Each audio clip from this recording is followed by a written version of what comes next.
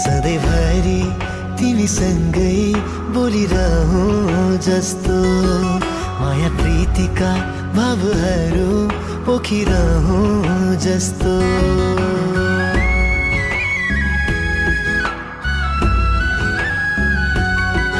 सधैँभरि तिमीसँगै बोलिरहूँ जस्तो, माया प्रीतिका भावहरू पोखिरहूँ जस्तो।